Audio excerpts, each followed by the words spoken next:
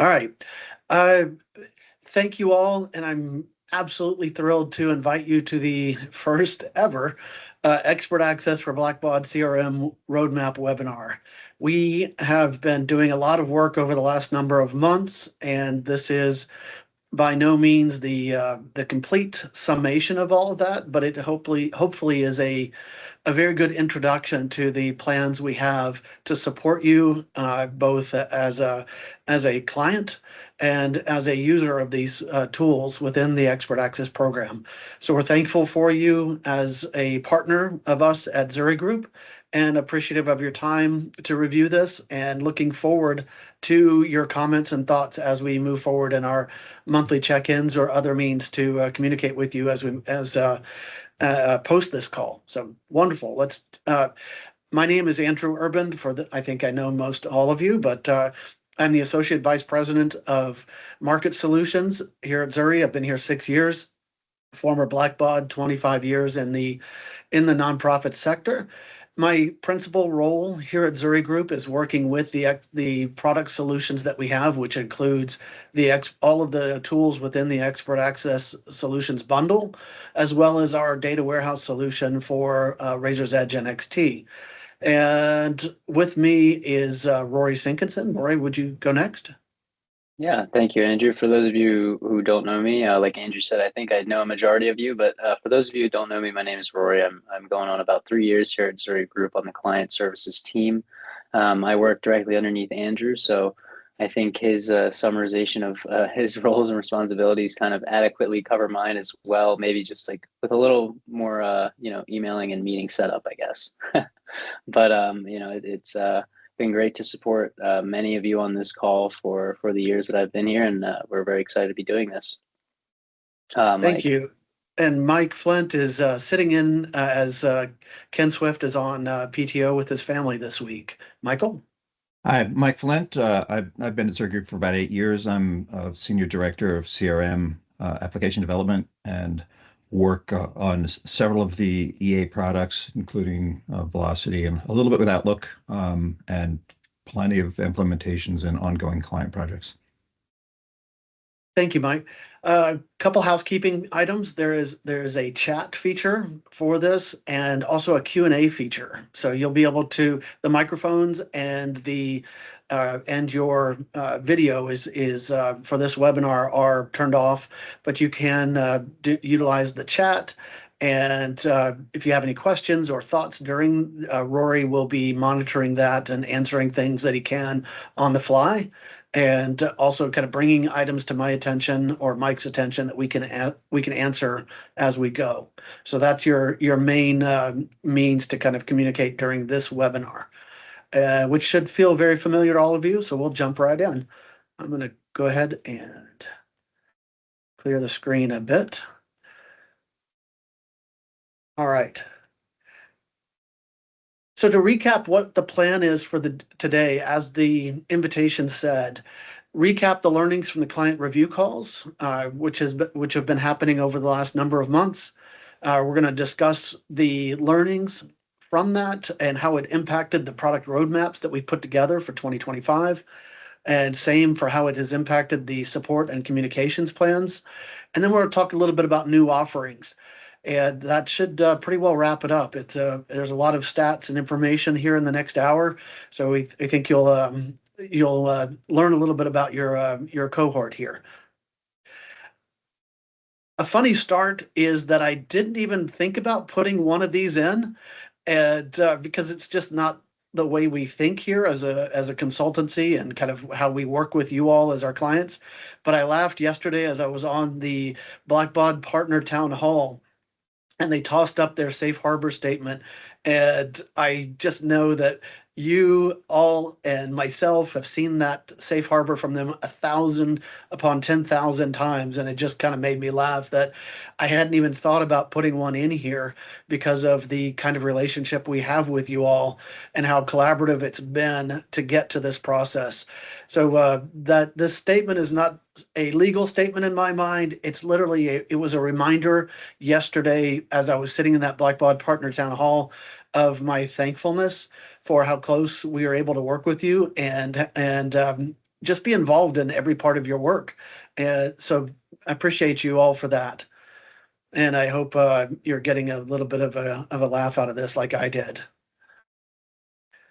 Our goals for 2025. We set out I'm going to start with a little bit of history here. We had started out 6 years ago putting this program together, and it's grown mightily since, and I'll touch on that a bit. But as we've grown and people have moved to different parts of Zuri Group, and so we realized last year that we had not been as transparent on the development roadmap to clients as we'd wanted to be. We also knew that we needed to increase client support and connection opportunities, and something that we've always done, which is support additive solutions in through co-development and direct development activities. So those became our main goals for 2025. The question came about is, okay, how do we enact that? What are the ways to do that? So you'll see the answers to that as we go through various sections of the presentation today. But from a bit of a history, I do love this slide. This was one of the slides we put together years ago, and one day I'll quit being nostalgic about the icons and do something and get a real designer to do this. But we always have had this approach of surrounding Blackbaud CRM with useful tools that enhance your ability to raise more money and create better relationships with your clients, with your constituents rather. That's through fundraiser productivity, database productivity, integrations, and database management. The fundraiser productivity side, Outlook and Gmail and Fundraiser on the Go.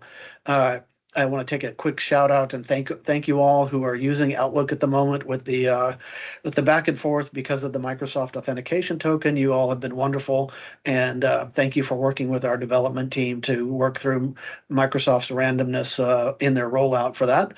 But the other tools, database productivity, for example, e-receipting. So many of these tools have been done in conjunction with you, our clients. E-receipting was with SMU. The Outlook was in conjunction with Alabama. I could go on and on about each of the different solutions and how it was something that we said, hey, this is something that we'll kick in time with because we believe it would be something that would be wonderfully useful for the rest of the community. And we're extremely thankful that we work in and live in a sector that shares and wants to do that together the way we do. So that's a bit of the history. You can see we started in 6 years ago, but today there's 34 tools in the application bundle.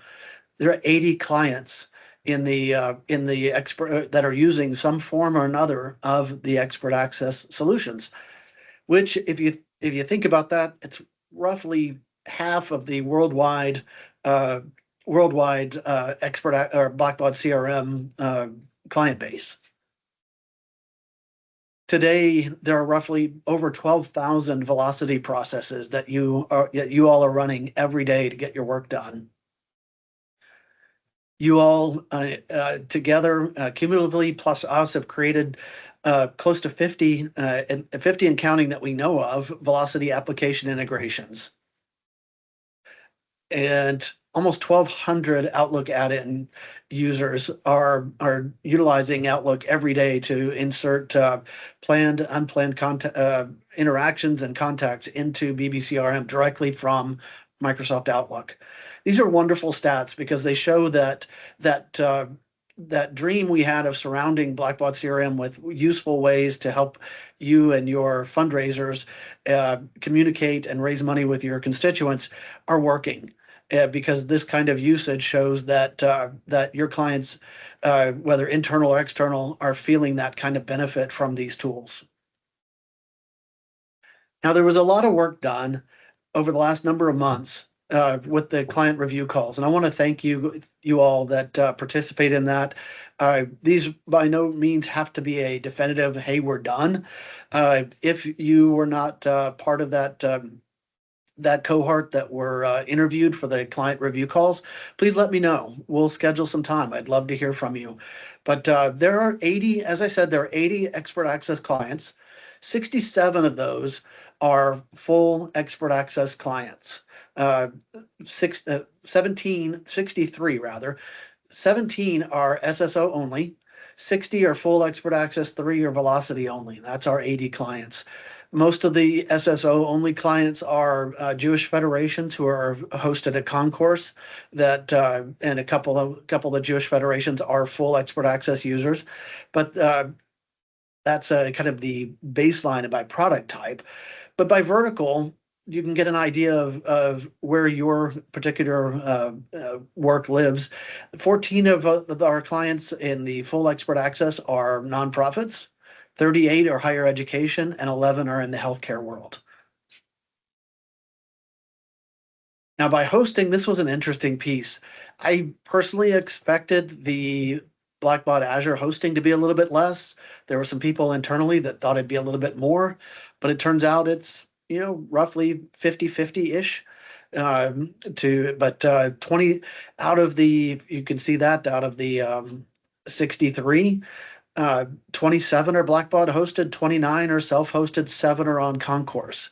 So if you're the interesting part as we discussed this internally was because we know that Blackbaud is making some noise about whether or not future features are going to be available to Azure hosted clients only, or if they're going to be available for self-hosted. This you can take away from this that if 80 of the largest segment of the Blackbaud CRM clients are still self-hosted as of March 2025, that means that Blackbaud still has some work to do as far as converting clients to Azure hosted and to then be able to have any kind of ability to say these features or these feature set or this feature set are going to be Azure hosted only. Of course, they have cloud services and BBID. And for those of you that are Azure hosted, the good news for you is that we have seen a market improvement in those services over the last 3+ years. Our developers are very impressed with what they're able to do from a service pack upgrade and maintenance, and BBID has been solid. The other items, the only development item that I've certainly heard that is probably going to be Azure hosted gate limited would be Copilot AI type work. At least that's the idea, because some of what we're hearing is potentially that would be something that would be difficult to push to self-hosted or third-party hosted clients, and it's easier to do within the Blackbaud Azure. The Blackbaud UX, the features and things like that are coming. I think if you're self-hosted and you're watching this presentation here today, you can be assured that you've got some time before there's going to be any kind of potential disruption in your business. Blackbaud is not going to be, as far as I know, be making your everything Azure hosted to begin with. So that is, I think, an interesting piece of the stats that we learned from a lot of these calls. The last part of the calls here, actually, I wanted to get some averages. So to get an idea, the velocity processes and Outlook add-in users were interesting for most of our clients are, I'd say 80 to 90% of our clients use velocity. Probably half of our clients use Outlook add-in. But how many SDK developers or non-technical functional users was very interesting for us to learn. And the reason being is to understand who is using the bulk of the expert access solutions and what type of person that is, so that we can develop our solutions to meet that particular person. And whether if it had come back and said SDK developers are 90% of our client users, then we would make sure that we would know that we would need to make sure that our development is skewed heavily toward those to that group.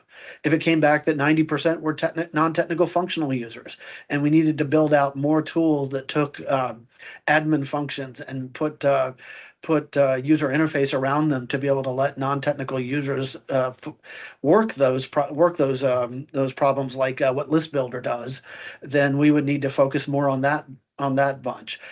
The averages came out pretty even. There are definitely outliers on either side. There are a couple higher ed clients that have 7 or 8 developers.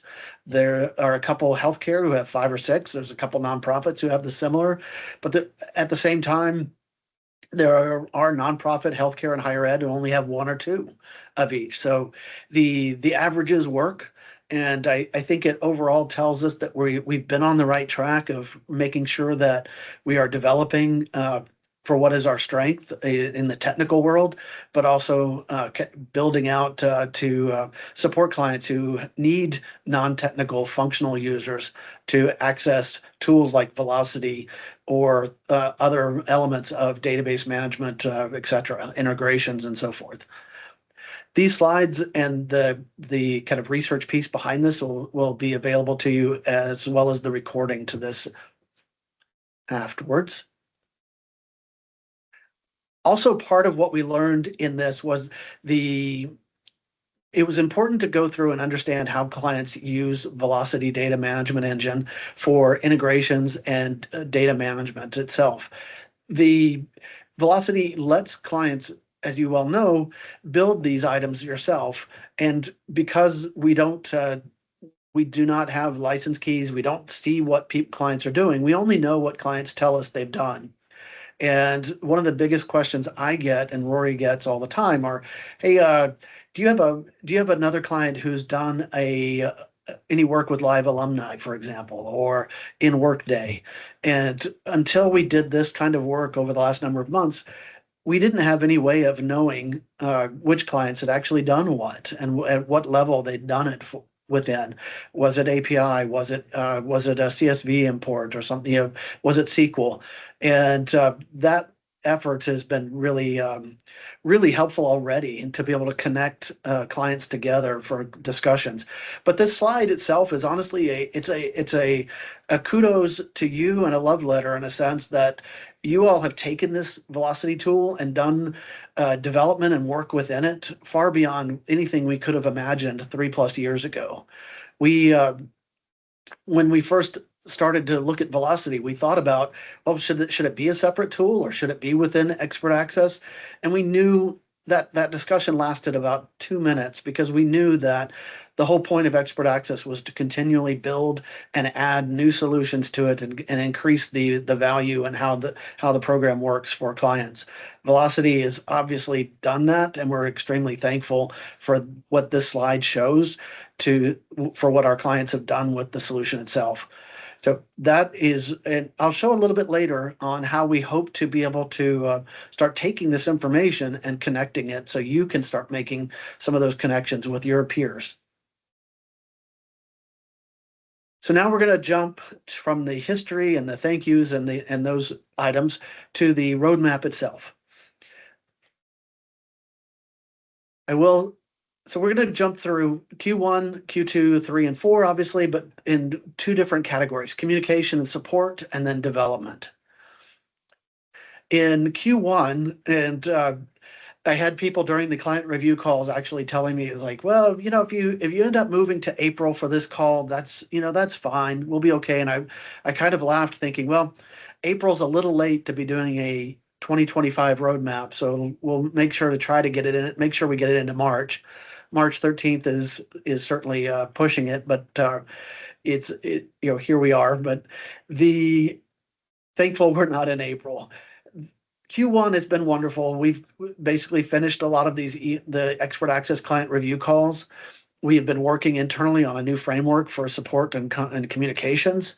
And on the development side, a lot of it was feature backlog requests from 2024, as well as additional QA stabilization work as identified by some point releases you've seen, the work with Outlook, etc.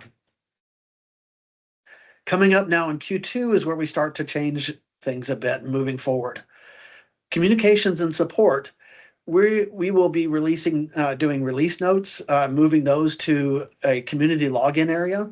We'll talk a little bit later about how we plan to take the Thinkific site that we have, which is where our training and learning center is, and expanding the use of that for a Velocity client forum, for client support, for the ability for you as a client to be able to look and see what others are doing with integrations, so we can start making connections there, as well as release notes and a small but mighty piece of having a page that will just make sure it updates and shows you every product and every latest release. So those items will be coming soon.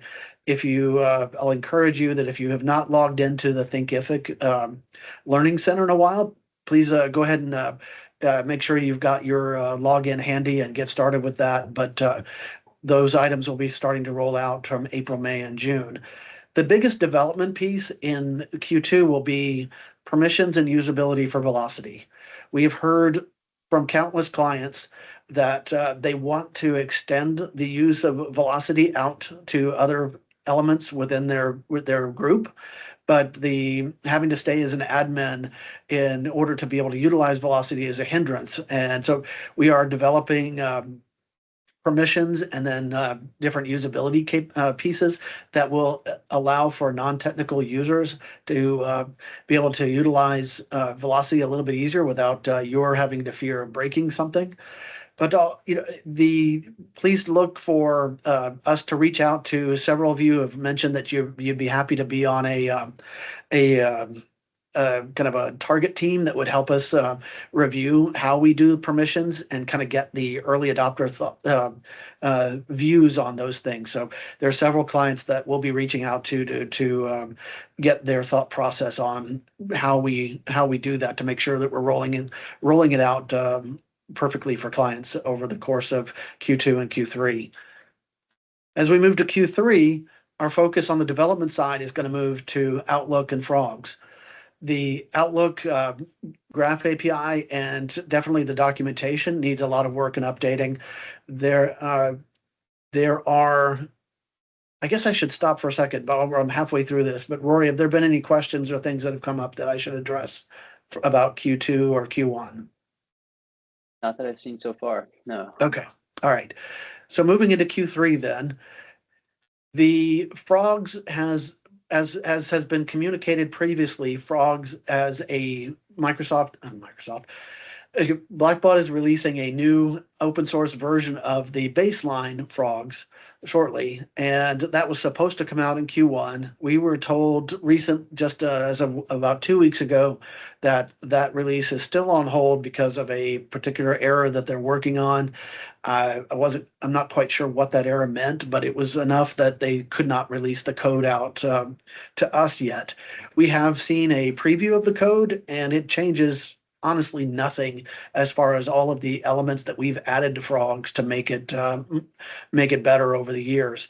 It is essentially a UI change, and it's a Angular framework security change. So as soon as we have that from Blackbaud and hopefully Q2, we will be able to get that security framework updated and built out in Q3. The Outlook obviously needs a lot of work on documentation. We've heard that loud and clear. It's outdated in many areas. That is one of the solutions that does need the most documentation, because it does impact the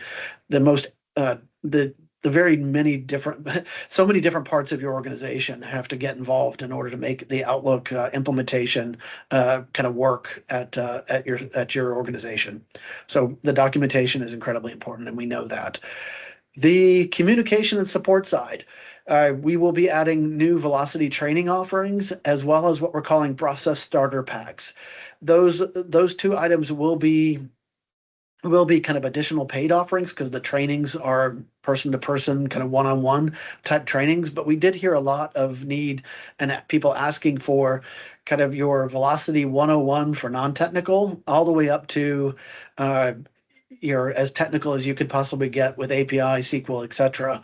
So I think we'll probably have 3 different levels of Velocity training that will be available for you and your team.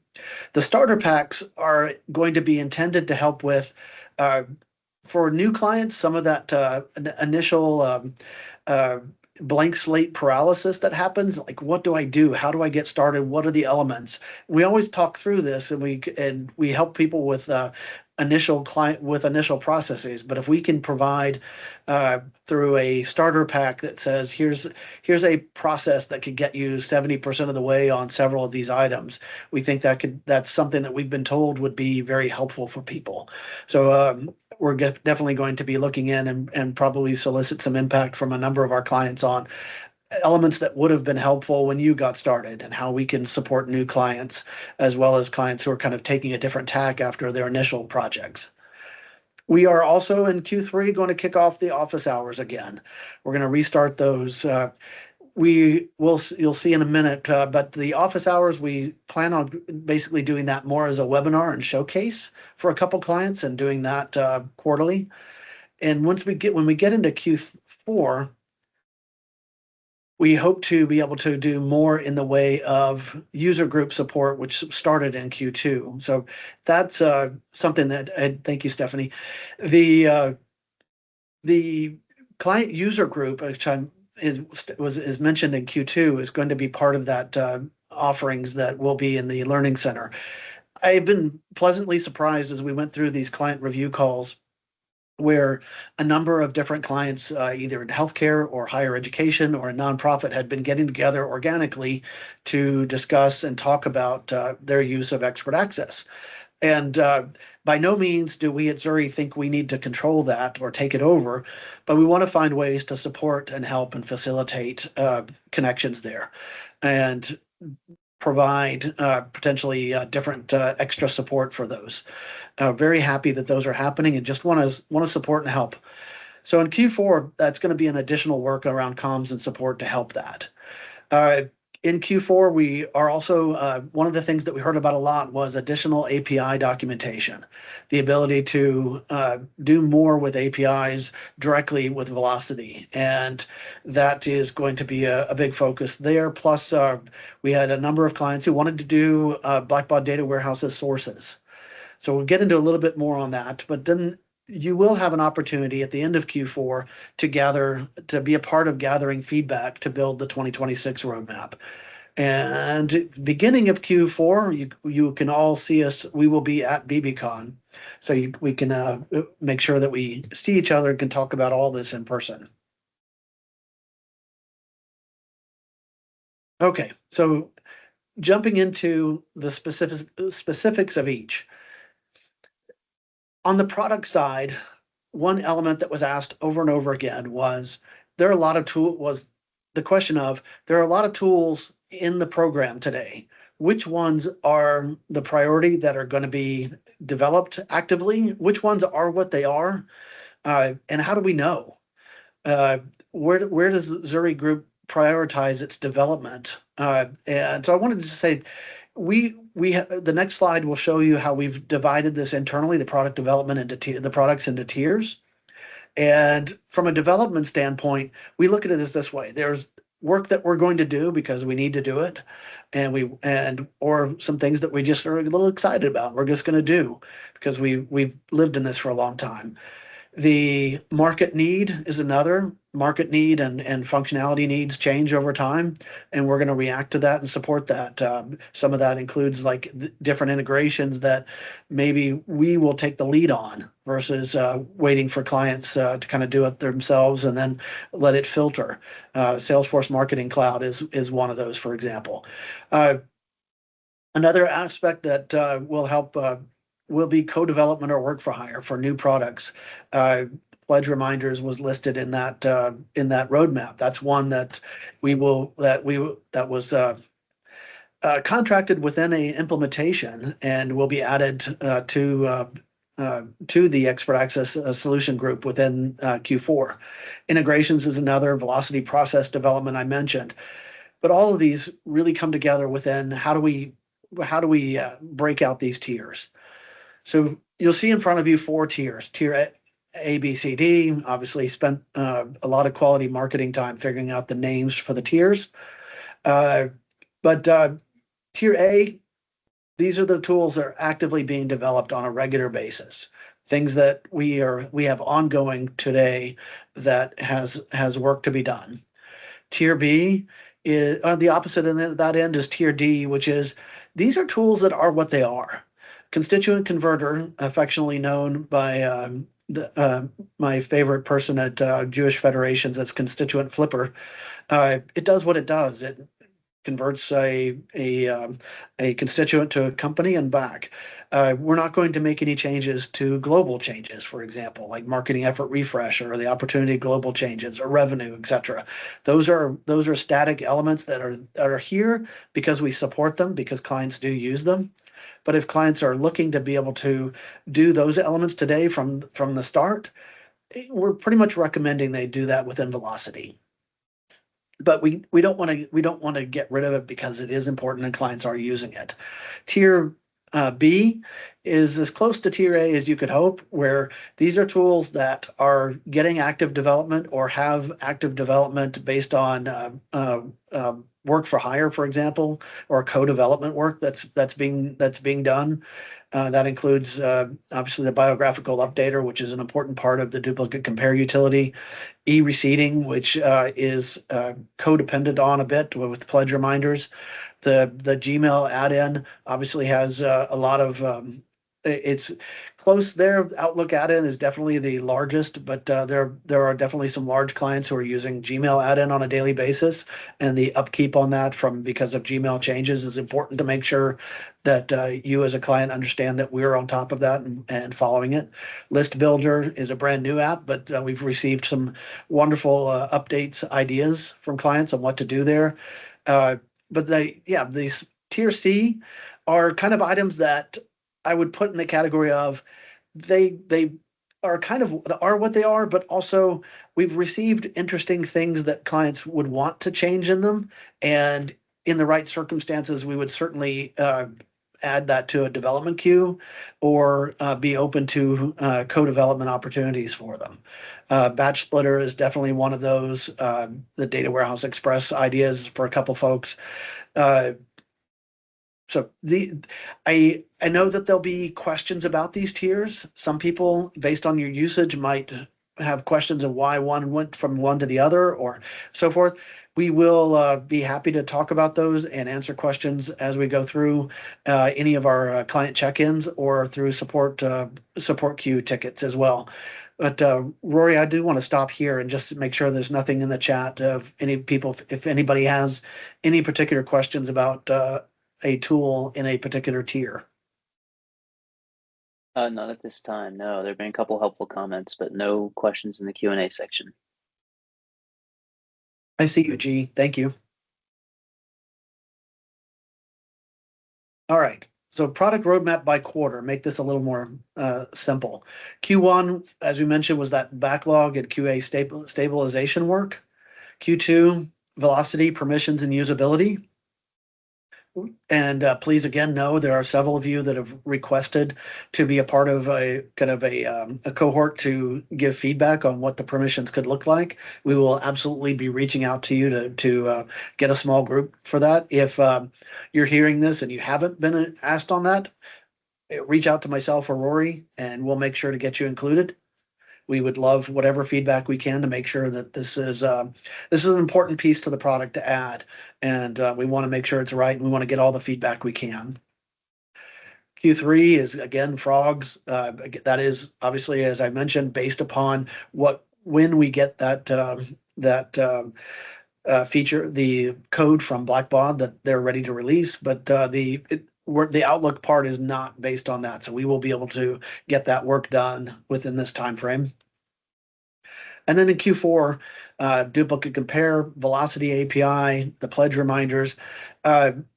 I know I'm particularly excited about the API based upon the things that I've heard from the client review calls.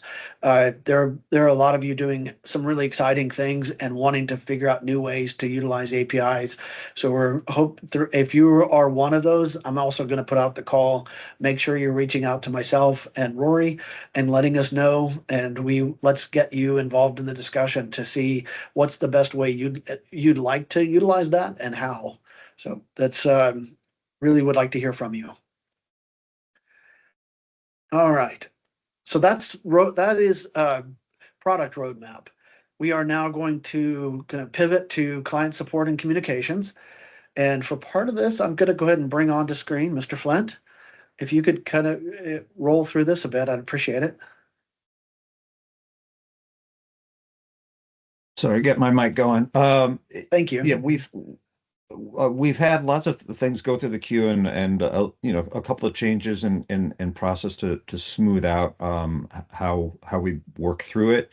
Um, we've had good. I think we've gotten better turnaround in most instances, and get I think normally response within a day. But there are some tickets that linger a little bit from time to time, and those are still a priority for us. The quite a number of things around the Outlook integration. It's been a pain point for us and for you, in terms of a lot of refactoring to do on that application to get Graph API incorporated in there. When the Graph API from Microsoft wasn't really feature complete to um, support all of the features of the add-in there.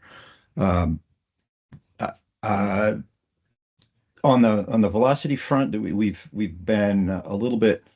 We've had only a couple of tickets in there that have persisted a while.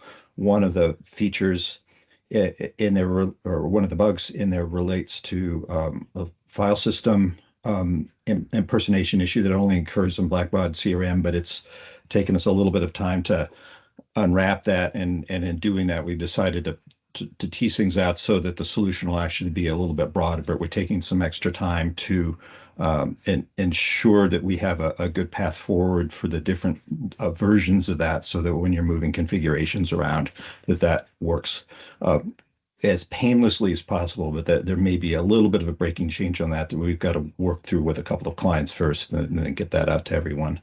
Um, those are the kind of the high level comments I have on the particular things that I've been working around that seem like they've taken a bulk of what's going on in that. Our emphasis, particularly with Outlook, has been on getting the more stability to the product, getting the installer to be a little bit better, and then uh, after that, we've been looking at some at uh, excuse me, feature enhancements along the way. So that's been much of what's been going on with the queue. Andrew can probably add a little bit more Yeah, I have a to. question for you. I guess how many of the support tickets do you see come through, I guess, just straight email, or are people using the support portal? Yeah, And we really prefer to get the support portal in, tickets in through the support portal. Email is okay, and then it can get into there, but the support portal is a lot better for us. And what we really need are greater details on the ticket, so that we're not having to start a dialogue with you just to find out really what's going on. I know sometimes you're not in a mindset to get all of that in there, but if we know the environment it's happening in, exactly what you're doing at the time, screenshots of error messages and things. Like some people are fantastic at doing this, and then others just leave us scratching our heads for a little while, and we come back to you and try to suss out what's really going on for you. But if we have fairly detailed information, we can assign it to the right resource to look into it further, more quickly, and get you a proper response, rather than just kind of going down the wrong avenue initially. for those of you on the call, I think a lot of you who are in the check-in calls with me know my phrase on that is always verbosity with clarity is appreciated. Be as verbose as possible in how you describe it, and with extreme clarity and screenshots and videos. All of that is wonderful within a support ticket, and that really helps us to lessen the amount of time to get you to a resolution. Uh, And one thing to add, like with velocity, if you the specificity that's often most important is what are your sources and targets, at least the types of them. Then that's a lot in helping us steer in the right direction and replicating the problem if we need to do that. And clearly more detail than that, but that's the base level where we can actually do something. So I did want to put this chart in just so you all could see. We track this. We manage ourselves to make sure that we're answering correctly. We have a weekly products meeting where we go through and go through the support queue in detail. And one of my hypotheses as I went through started the client review calls was that there were probably a lot of tickets that never got submitted because we have And the hypothesis was we have a very technical client base who like to figure things out on their own. And the issue with that, it's wonderful. And it just means our clients are a lot like us in that respect because they like to figure things out. But we need to, I encourage you to please submit a ticket when you do figure that out because it helps us on the QA side to make sure we get it done. I had one or two issues where people told me, yeah, we figured it out. We got this workaround done. And then like a release or two later, it was fixed. But we never knew that client had that problem. We've figured it out obviously on our own, or somebody else had mentioned to us. But I'm asking you to, as part of this support and communications, to when you see that, please submit a ticket and let us know if you did a workaround, you got it to work. Tell us how you did it. We want to know. That's very helpful. Sometimes we capture that kind of information within the monthly check-in calls that Christian Verano, Rory Sinkinson, and myself do. As you can see there, we did over 258 of those in the last year with about half of the client base. We love doing those. Some clients do them monthly. Some do them every 2 months. Some do quarterly. But if you don't do that today, if you don't do that today and you want to set up a meeting on some sort of regular cadence, just let us know and we'll add that to. And we find those to be incredibly helpful. So thank you, Mike, for that information on the support queue. That was wonderful. Yes, the other part, I did see the chat regarding the user conference. That's one of the lines here. Other elements in the support and communication. Let me just hit this. I've done a lot of work within the client review calls to make sure that the client notices in our email list is up to date. Over the next rest of this next number of months, I'd like to start to define who gets what better. Right now, it's just one large list. I'd like to be able to know, do you want all complete notices about the program, programmatic notices, or do you just want notices about the help center? Do you only want notices about velocity or a specific product? And so the hope is that we can start narrowing that list and be able to say, all right, we have a communication that needs to go out about Outlook or something like that, and we know you have expressed that interest. We want to get that to you and not clog up everybody else's inbox who that product may never be interesting to them either because they don't need it or they're using Gmail.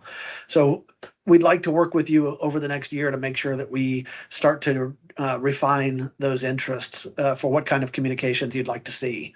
From a user conference, we have made the decision to not have a full large user conference like we've done the last 2 years. The main reason for that is I think we like and prefer smaller venues where we can have less people together, less people and more in-depth conversations. That's so what we're going to be doing is having and these will start and you'll get more information coming up here in the next several months, but we're planning on doing regional items. So something on the West Coast, something on the East Coast, something middle, that it will be easier for people to get to. When we did the user conference in San Diego, we lost all the people from the East Coast. When we did it in Charleston, Savannah rather, we lost a lot of the West Coast people. We're trying to make sure we don't do that and get as many people as we can together in a room to talk with as least disruption to their schedule and travel. So please expect more information on that in the next 2 to 3 months. There was a question I saw pop up, Rory. What was that? Was that about the user conference that I needed to address?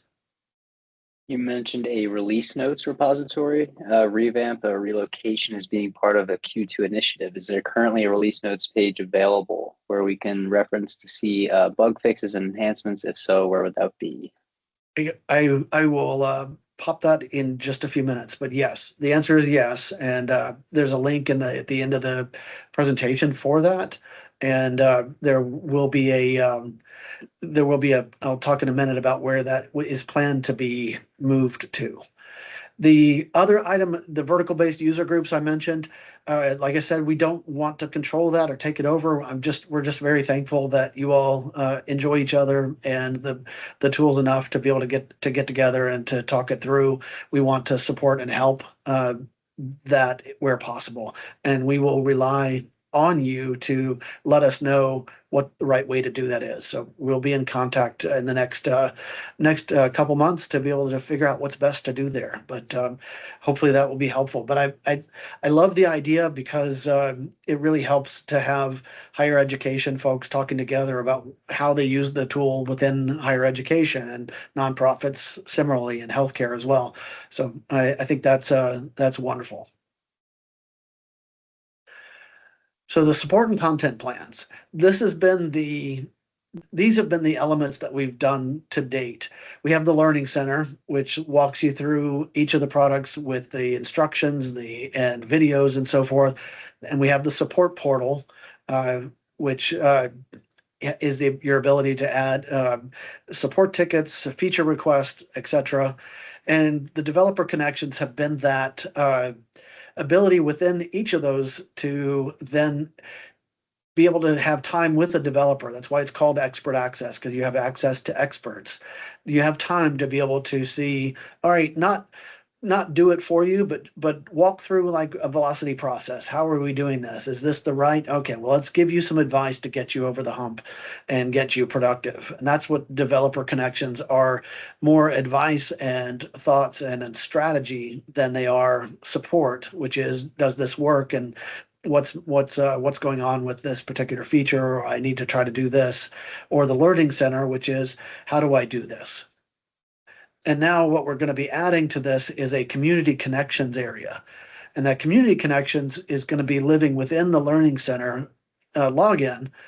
And what that's going to add is updated additional content, but it's going to have specific content based on the product tiers, because that's where the majority of the new content will be developed. And it's going to enable, that's where we're also going to be adding in the I'm sorry, I'm going to talk a little bit more about that, but that's I went past community connections. The Learning Center there, we did that. Then it's the support portal. I mentioned the Learning Center, but the support portal, the developer connections, before I get to the community connections, apologies. The support, two things that we're trying to do here: provide more directed and personal support, and create more feedback mechanisms. One of the things that we've already implemented was, how can we ask the right questions and then lessen the rounds of email that happen before we just jump on a call and get 15 minutes to solve something in a Teams meeting? That has been extremely successful so far, and it's eliminated some frustration and that thought process of, like, hey, I'm asking this, and it takes time for people to get back to each other. And we just find that if we could say, rather than waiting on a response and taking time, if we can just say, look, I see what the answer is. We've done this long enough. We understand the issues and the questions. Let's just get on a quick call. We can solve this. And that's what we're trying to do. The feedback mechanisms go to that segmented list that I mentioned for expert access, as well as the product release notes and the revision numbers. Inside the Learning Center area will be a new page that will say, here's the latest version of each product, and it will then link to the release notes for that product. And so you'll see the current product revision numbers and release notes all the way back, and it'll all be in that secure area behind your Learning Center login. Now, the community connections, apologies for jumping back and forth there for a second, but this part is the new part that we're adding, where we hope to have in the client review calls, I asked a lot about, like, what are areas that other clients, other vendors that you work with are doing well that we could potentially emulate. Feature upvoting, but actually have it be utilized was one. Some forums were interesting to a lot of people, but also not to others. But then when it came down to it, it was like it would be very interesting, but it would be only maybe very directed.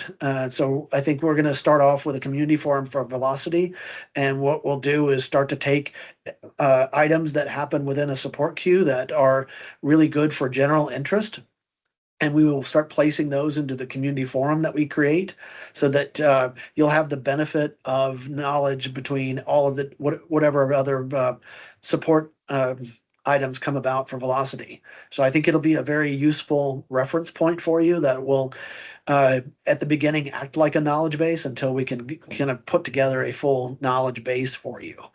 Uh, we also want to start adding not just the office webinars, but we want to do a quarterly developer office hours.